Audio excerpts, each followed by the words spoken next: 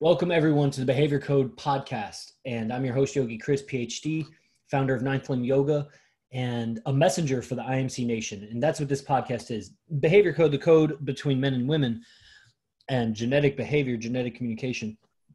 But a lot of these episodes, I'm interviewing high-level, high-ranking IMC Nation folk, people who have put in their time, their energy, their tears, their blood to learn this information and apply it to their lives. So we have with you today, who I call IMC Cygnus, or Josiah Sedano. I believe I say it right? That would be Sedino. Sedino. Josiah Sedino. I always just call you Cygnus. So we got IMC Cygnus here, Josiah Sedino, who is a glover. That's the guy that like has lights on his hands and he's doing dancing with his hands in like, EDM festivals and things. And flow artist warrior, we're going to get into what that is. And, YouTuber, he lives in Hawaii Hawaii, however it's said the proper way. And, so we're going to get that take on IMC Nation out in Hawaii, because that's like off the grid, man. I mean, it's United States, but it's like, it's its own country.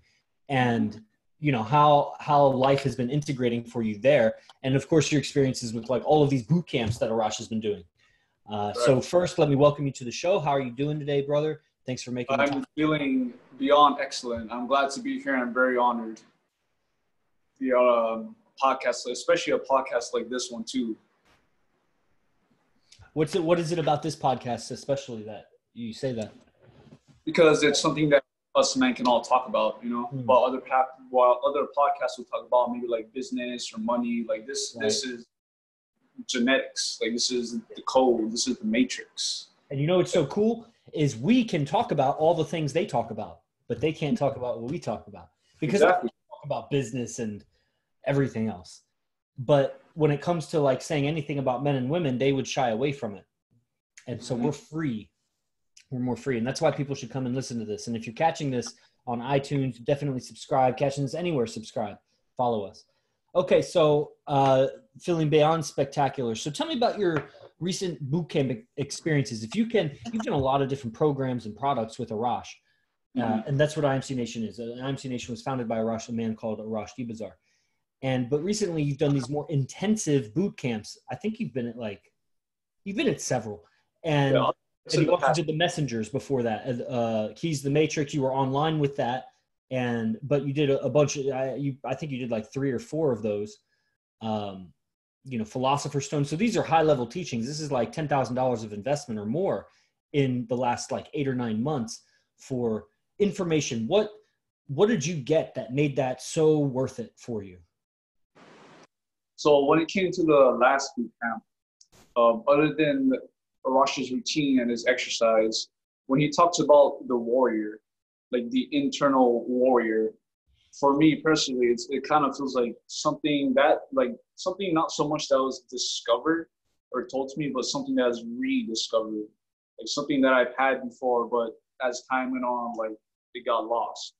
And here's the boot camp. This recent boot camp kind of brings it back out, kind of restokes the flame, and it just all starts coming out. And take a look around, everything makes a lot more sense.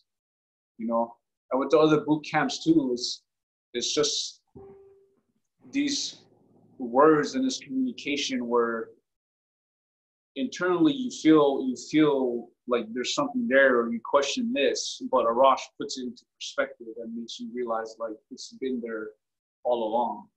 It's just that no one told you, no one taught it to you. My parents sure as hell never told me about game, about life, about business, about money, all that kind of stuff. And Arash is excellent at putting everything into perspective. Yeah, those perspectives and how everything makes more sense when the beast energy comes out. When was the last time when you were younger? I mean, you said you used to have it. Like, how did you, I don't want to say like, how did you lose it, but like, where did it go? I would say, it kind of got dimmed down a little bit. Back in high school, I did wrestling, I did judo, and it gave me a sense of power, a sense of being able to defend not only myself, but those I care, my friends, my family. And as time went on, graduated from high school, started going about the world, going to college, hoping to get a job. get married, have a son and daughter and a dog. But so in a way, it was all dumbed down. But when I discovered Arash, that's when you started kind of like bringing it back out, and it's never been the same, and it will never be the same. That's true. Yeah, changed forever, man. It's interchange. Yeah. I'm gonna readjust so I have better lighting here. Cool, man. So, how do the people around you do you talk about Arash with them, and how, if so, like how does that go for you? For the most part, no. Do I talk about Arash to them? No, but do they see like what I post and all that? Yeah, because majority of my followers are on Instagram. There were a few instances where I would be posting.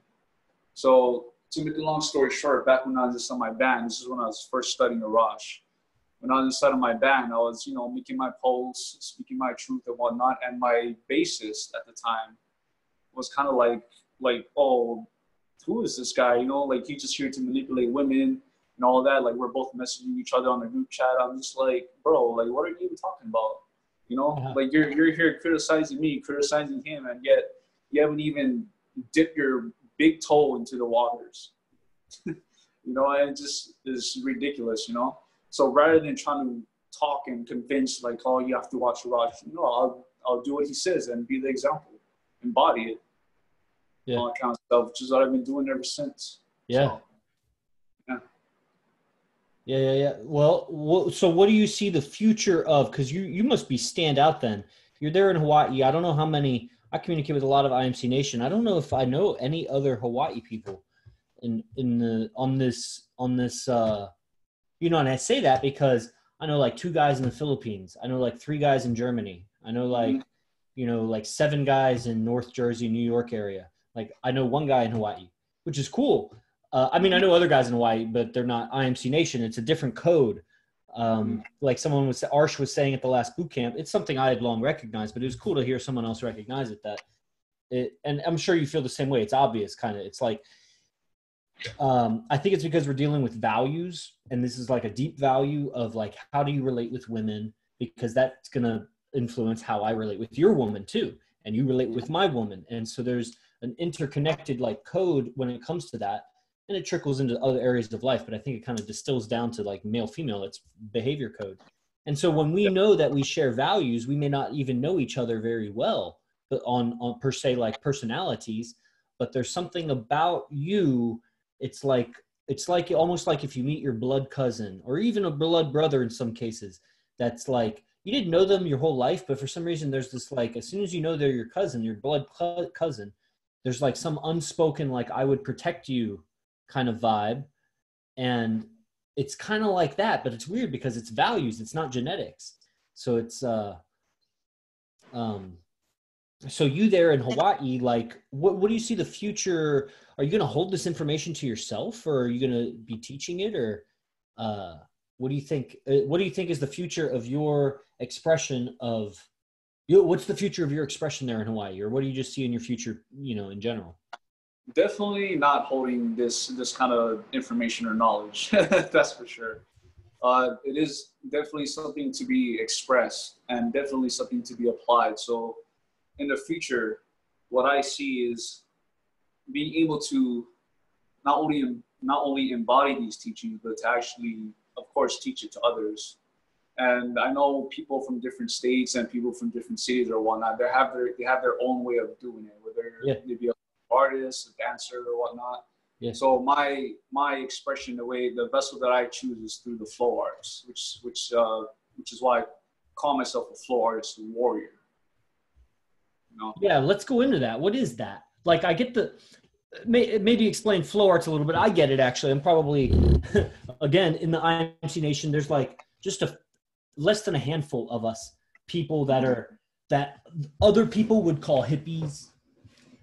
Other people would call whatever. We know we're very different. I'm a yogi and you're a flow artist. We're not even the same. But to other people, we're actually kind of the same. To some people, we're kind of the same. It's like, it would be like a Chinese person and like a Korean person, and we're like, they look the same. And it's like, no, dude, he's a flow artist. He does gloving. I'm just like overdoing acro yoga and, whatever. Mm. But what is a flow artist warrior? What is that? What's the warrior element of that? So when it comes to the flow arts in general, if you go into different fields, let's say, for example, martial arts, they have their own way of flowing. And the best example that I can say hands down for that field is, of course, Bruce Lee. Like he, not only did he embody it, but he talked about it, he lived it, he wrote about it, he taught it, all of that. You go into a field of music or dance, if you're an audience watching that person dance or perform, then you'll think to yourself, oh, that person's in the zone, you know, in that flow state. So to me, I kind of see just the flow arts in general as like the tree branch, and all these different fields, martial arts, dance, those are the branches that connect to that same thing, which is the flow arts. And of course, the warrior is that person who embodies it, who carries it, who lives it, who applies it, who teaches it. And this past boot camp, when Ross was talking about the warrior and restoking my flame, it all just collides and just like, you know, makes so much more sense. Yeah, and also the warrior stands for it and protects his family, really, and you know, protects them against anybody that would do them harm and any hater. You know, the code of the warrior would be to fight back. We bite back. In whatever way that you do that, you know, if let's say, for example, I mean, this is just an example. I don't like, let me express myself on this idea. This is just an idea. Is if you used your gloving, which is so hypnotic and trancing, of course. I mean, you could totally have a message, have words that come across in videos or not, and just use that to grow your YouTube to immense proportions. Ridiculous. Where you would almost make a hater out of any man. Like, why the fuck does the fucking glove artist have 5 million subscribers? All it is a fucking gloving. Like, the people would hate, like 50 million subscribers. This is insane. Why is the #1 channel on YouTube glove art by this guy in Hawaii? Like, something so absurd. Then you're dangerous, because then somebody makes a political statement that's so absurd and abusing, let's say, human trafficking or something. You can make a statement now. You can make, because you built an audience with this thing and you stand for something, you know? Yep. I see that as like a warrior expression of a YouTuber, because that's also one of your things. I mean, what's your YouTubing about? Or, you know, you said you have your biggest following on Instagram. Like, do you see yourself as like a Instagrammer or a YouTuber more? So the YouTube is more just for like uploading my videos. It actually started off with just gloving, which is one of the expressions of the flow arts. And the reason why it is gloving is I feel like everyone has their own way of trying to find that flow state, you know, that same state that can be applied to anything. It can be applied to gloving. Why couldn't it be applied to business or martial arts or this and that? So YouTube is, I guess you can say, is the start to it. And then Instagram, because I barely go on Facebook anymore, but Instagram is more like where the audience either knows me already and follows me, or when they first, you know about me. And then they can just go on from my YouTube or go to my YouTube from there. For sure. So it's all about finding that state of flow. And then what do you do in that state of flow? And what is your philosophy of then what?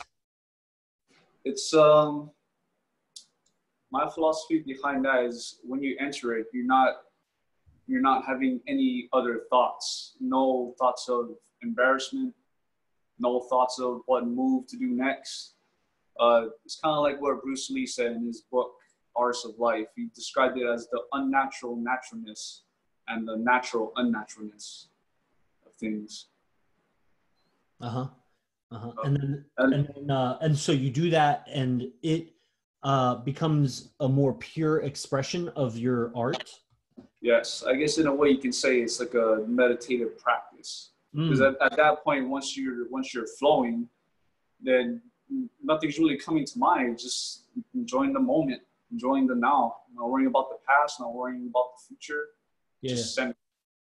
I want to be a slight adversarial inquisitor for just a moment. I heard recently, I think it may have been Rosh, but I think he was quoting not Krishnamurti. He was quoting the TM guy, Maharishi Mahesh Yogi, when he says the measure of your meditation is not the meditation itself, it's how you are outside the meditation, something like that. Like it's how you behave when you're not meditating. That's the measure of your meditation. And so I'm wondering, have you noticed do you notice that other areas of your life are affected by your flow practice, your warrior flow practice? Definitely 100%, without a doubt. Yeah, how is that? How so? So, for one, when it came to finances, now back in the past, I was terrible in finances, couldn't save, would always spend on video games and drugs and whatnot. Wow. but once you start getting into the flow arts, or once you start teaching yourself not to worry so much about the past and not worrying so much about the future, you can literally just drop everything off of your shoulders. Yeah. It starts chipping away at the layers. And once you kind of get rid of all those layers, the only thing that's really left is whatever's left. So it's like it's a good practice of detachment, getting into the flow, because I would imagine the attachment inhibits the flow. The attachment becomes expressed by a rigidity or a tension in the movement because there's a thought. And so you can become more present, and this helps in other areas of life, or does it just go away when you stop flowing? Oh, it definitely helps inside other areas of life, especially inside your relationships. Because I know us men have a big thing about worrying about the future. If my girlfriend's talking to this person or that person. I see that. Man, I hadn't thought of it like that. Like using it as a practice to get practice finding your flow, so that in other areas of life you can catch when you're off your flow. Yeah. Wow, that's wild. I had never thought of it like that. Yeah. And probably one of the best things about it is also what Arash teaches is not fearing the unknown. Yeah. That's probably what it comes down to when it comes to the future. Because with the past, you're trying to identify with the past, like this is how it used to be. I want it to be like how it used to be. But with the future, it's kind of more like, I want to do it, but I don't know what's going to happen. So then he also talks a lot about creating the future and create. And when you get into your flow state, do you put any emphasis on create, or do you just ride the wave, or like, what's your thoughts around that? Like you talked about coming, or I've talked about coming present, and then you've talked about dropping the past. And then what is the future? Anything like that, or do you just enjoy the present while you're flowing? So when it comes to the flow or thinking about the future, so for example, let's say I'm worried about my girlfriend talking to another guy when I'm not there.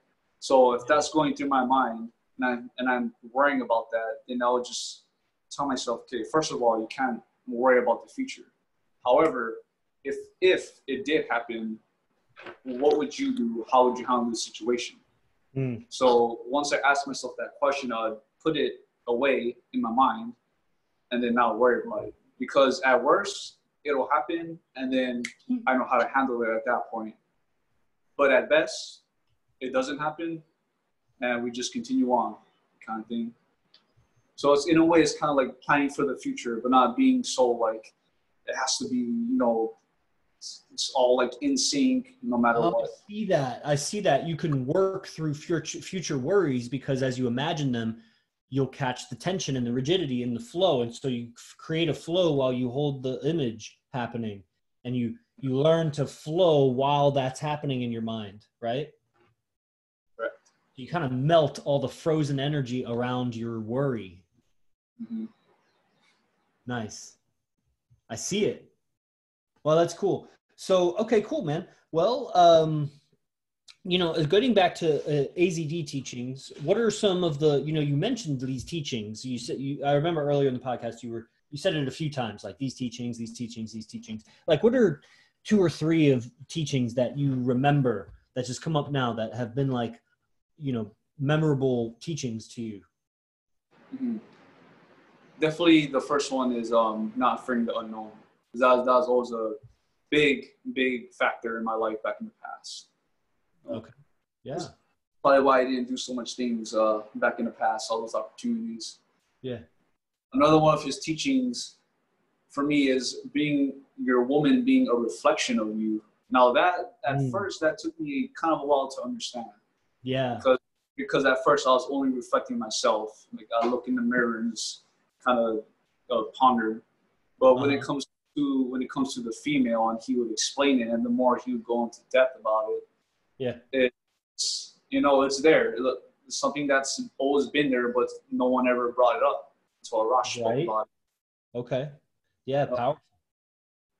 And definitely the last one is definitely be the best and fuck the rest. Be the best and fuck the rest.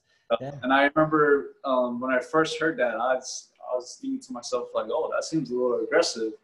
But of course, the more you study, the more it makes sense, the more you understand, the more you witness, and the more you have to apply it to your life. Being the best in any field, not giving a fuck about what other people have to say, not letting other people dictate what you can and cannot do. It's all just doing what you feel like doing. I hear that. Yeah. Kind of similar to what Alan Watts teaches, or what he says. He mentions if there was something, what would be the one thing that you would do if you knew that you wouldn't be getting paid for? And I'd ask that question to myself, and gloving came up, and the floor arts came up, and I've never looked back ever since. Wow. Yeah, that's wild. It's a question really to ponder, because I immediately start thinking yoga, but then I'm also thinking like, well, what about like making love? I'd do that forever if I wasn't getting paid, right? Because that's pro-life, right? And and it always seemed like that for me, where my yoga was a supplement or augmenting the rest of my life. But the rest of my life was composed of just a few things. It was like research and study, and playing my music is what I used to do a lot. And, that's it. But of course the relationship required, you don't just, it's not like you just go out, you find a girl, make her your girlfriend, and that's it. Like you got to talk to 10 girls to find one you want to be friends with, really. You got to have 10 friends to find one you really want to mate up with. And, and so the time to do that, and then do you start from scratch, or do you have a social life that, you're always available to the mix, to the flow, or do you sever yourself from the flow of the social flow? And, so there's a time investment in that. But ultimately that's necessary, because later on I can be fulfilled everywhere, but if not in the relationship, I suffer, and I may accumulate power, so then I can definitely attract a mate later on. But I have no skills how to manage the relationship, how to evolve, how to handle my own emotions, as, blah, blah, blah. It'll throw off all my other things, which will kind of crash my businesses that have been built around my solo stability or whatever. And, so that it required priority. And then these other things, like you said, you were saying, it was something to this effect early on, where it's like everything became about, single, I forget how you say it, but this is how I see it. It was like my research and study and my publishing and lecturing had to become about, well, everything became like a split, where it was like, it was either conducive to relationships with women or not. And more, I just made everything that wasn't, I somehow have to make it related to how it is. Like, let's say I need to make social gatherings for yoga with women, or it's just necessary. It's not like I'm hooking up with all those women. It's just, or even any of those women, but that's what's needed to meet the friend, or to later meet the mate. Like I'm fine not hooking up with any of the women, but they all have friends, and it's going to lead to something somewhere. That's just how it is. And it's okay that I know that, and they need to know that I know that. And they need to know that I know that they know that. Like, this is totally an honest thing here. It's just, it doesn't need to be spoken because it's kind of tacky, but I guess it kind of needs to be said just so that that I know that. Right. And, everything, like my music, I had to face that. Practicing my music was kind of, it wasn't about the flow. It was, but it wasn't. It was about the flow, but it was like, the flow was a 5-minute song that I spent 99 hours, 55 minutes practicing. And those 99 hours, 55 minutes was like, maybe not in the flow, maybe it was. You can be in the flow practicing and fucking up. But it was so like, it was one of those things that was not with women or with any potential for women other than just being the star on stage and attracting a lot of audience. Mm-hmm. So I was facing that same thing, but it would be, you know, where were my skills to handle that situation? That needed to be cultivated elsewhere. And it wasn't cultivated in me practicing the guitar. So I made the decision to drop the guitar. And I was investing a lot of time in that. And then, you know, my research and my publishing, it's all about IMC and this kind of stuff. And my yoga philosophy, and then my yoga is blending with IMC too, because of these philosophies. I mean, they come from Buddha, and Arash, you know, researches many yoga people. It's easy to integrate. And just the mindset and the emphasis on self-talk and creation. I mean, and it's just the truth, like how you handle your energies and manipulate reality. And I believe in it, you know, the interaction between male, female is, I mean, that's kind of the purpose of life, is to grow. And they grow something, they grow future life that can then grow more future life. And it's like a core root of the purpose of life. And I think that the yoga experience in that, I mean, that's where it's meant to be. It's not meant to be like by myself. It is meant to be by myself, maybe like when I die. So that's cool. But there's also, I don't want to just be putting that off. So it's like I'm finding a way to blend it all together. And I want to hand it back over to you. What are, you know, there are people sometimes that watch this podcast. They maybe have never attended a main event. One of these main events, I mean, the boot camp, $1,500 investment live, $1,000 to come online. The Messengers, which is no longer running, it was $5,000 online. And what would you, but they're interested or they're curious, they're asking questions. And sometimes it's a money thing, like how they're maybe frustrated trying to find the money. I don't know. Did you encounter any of those obstacles, and what advice would you have? So when it came to the Messengers, the $5,000, I definitely had a challenge on just brainstorming how I'm going to come up with that. But eventually I did. And I would say it was worth every penny. It was worth every dollar, every cent. So what I can say is, if someone from outside of IMC first hearing about this, they may be thinking to themselves like, this is probably just another one of those self-help, whatever kind of things. But I'm here to tell you it's not. And don't underestimate this kind of knowledge because it's a lot more powerful than someone actually realizes. And I love that. I love there's someone to represent that. So I say take the leap. Take the leap, because there's only so many missed opportunities in life. You know? Yeah, man. And from what I understand, people don't really want to change, or they always try to look for that right motivation to change. But it's only until it's too late and you actually want to change when the opportunity's already gone. You know? Yeah, it's a tragedy. It's definitely. Look at this. I didn't even pay attention to my background. It's like I got a mirror. I have like a gallon of water here. It's because I moved the camera because of the lighting. Man, those missed opportunities are painful. I missed 1 or 2 main events back when. Same. I missed the Tabiat. That was a regretful one. Shit, man. And, you know, it'll all come out eventually. The information will come out eventually. And, you know, we get as much of the vibe, I think, as we can, and we kind of duplicate it in ourselves and in our lives.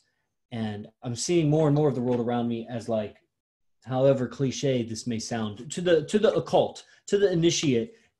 It's weird because this will sound really like fantastical and woo-woo to a normal person, what I'm about to say. But to you, it's going to be like so cliche. How funny. It's going to be cliche to you, the same thing. What I'm going to say is more and more, I just see the world as frequencies and vibrations. You know what I mean? How cliche that is to you, but it's like more and more I'm seeing like this TV is vibrating. like everything is vibrating. And, you know, I am seeing, it's funny. I've noticed for a long time, because since the beginning or since very early on, AZD has been talking about like vibration and, you know, the hermetic principles, other laws and everything. And so I've started to recognize that he has a vibe. I have a different vibe. I come around to kind of pick up his vibe. Somehow I tune my instrument a little more to his vibe. And then I just keep developing awareness as I return to my life, you know, over and over doing these events, that I start to resonate with his vibe. I change inside when I'm around him, mostly due to just, it's his beingness and how he communicates. You have to process things in a way. And it's not a gimmick or a trick, because he's consistent day in and day out for years now. So if he was gimmicking, and I've seen him so many different hours a day, like he's not gimmicking. It's just his way of being. He's on that vibe all the time. I mean, yeah, he has fluctuations like a human, but he's like at a different intensity and clarity and consistency of vibe, as well as there's a wisdom there of knowledge of cause and effect. So it's skilled. It's not just like confidence. It's like skill and confidence. And I come around and I duplicate this vibe. I start to have that vibe. I go back to my world and I'm vibrating. I like to get fancy with it. I say I'm reverberating. I'm reverberating in my environment now, and everything around me is vibrating also, just at the vibe that it was before I left. And then I came back, I'm different. So I start organizing everything around me differently, because some things resonate, some things dissonate. Boom, boom. Some things come away, come closer. Some things move away. And depending on my yin, I may be impressed by the environment and be a reflection of the environment. The environment may influence me off the vibe I just duplicated from Mirage. So wash, rinse, repeat, repeating the cycle many times to better duplicate, come back, create my environment off of this vibe that I so appreciate. It's the vibe I appreciate. And then just keep creating. And while I can, as much as I can, while he's here, while I'm here, while this is happening, it's available. And, will a critical threshold or a critical mass where it just explodes. I think 2 or 3 girlfriends is where that happens. Just an estimate. Maybe I'm just saying that because it's, it's already happened to me, but I'm saying like there's always another level, and that's definitely a level. If only because I've seen the mental benefit of being, as a man in this world, able to do that. It's the unseen, it's the invisible skill behind doing that I appreciate. It's not just 2 girls. I mean, that's nice. That's, of course, I want that, but it's not like just that. It's the ability to do that. Maybe I won't even like it. Maybe I'll say, no, I just want 1 girl, but I don't want to be a guy like most guys that say, I just want 1 girl because I'm actually unable to have 2 girlfriends. Mm-hmm. Let me have 2 and then decide. That's how I feel about it. It's one of these things. It's like a fearlessness, and a fearlessness to say it, which at the very least makes a warrior out of me. Yeah. You know what I mean? The fearlessness to flow when every ounce of your being is telling you to freeze. That's really cool. All right. Do we have, let's see, we don't have any questions online or anything. You got any closing words, Josiah? Any closing words? Yeah, just anything on your chest that you would express, or should we just end it? Oh, I just have one thing to say, and I feel everyone has their own way to discover this state of flow, and everyone has their own way of applying this state of flow. And that can be through many things, 1,000 possibilities, 1,000 different ways to do things. So I say just go out, explore, take some risks, take some opportunities, and expand with your awareness. Because with awareness, you'll expand, and you'll need to expand with your awareness. We have one question that's come in. Yeah, go ahead. how did you study and apply the messenger's knowledge? The messengers. So when it came to the messengers, I'm going to have to rewatch. First episode, just let me say, if this is your first episode on behavior code, messengers is a particular program that was packaged and taught about communication in the mind and everything. Okay, go ahead, Josiah. So one way I applied the messengers, from what I remember, is when Arash was talking about the origins of words and things like that. He would tell us what it meant, and he would tell us to do our own research about it. So ever since that event, whichever word popped into my head at the time, I would just try to find the root meaning of, and you'll be surprised. You'll be surprised. Like, there's a lot of words that we use today that we would describe ourselves with, but the root of a word is kind of like, I guess you can say, destructive. And I know entrepreneur is one of those words, you know, or like Monday, the days of the week and stuff like that. Nice. Once you start finding out those root words and how they've been applied throughout society and in general, yeah, it gives you a different flavor. It gives you different knowledge to go out to the world and just kind of experience it differently compared to everybody else. It's true. Yeah. Yeah, it's just, it integrates. You're making me want to go back and study it again. Nice. Awesome, everybody. Well, if you're interested in bootcamp training, the link for the newsletter will be on the description for this. If you'd like to reach out to Josiah, if you're interested in gloving, flow arts, or anything that he talked about as mindset shift, or just you want to reach out to him, how would they find you on Instagram? You can find me at Brosiah. So that's bro with 3 O's and then Siah. Brosiah. Brosiah. Oh, I get it, because Josiah. Brosiah. Okay. Awesome. Thanks, Cygnus. See you the next time. And thanks, listeners. See you again. Yes. Bye-bye.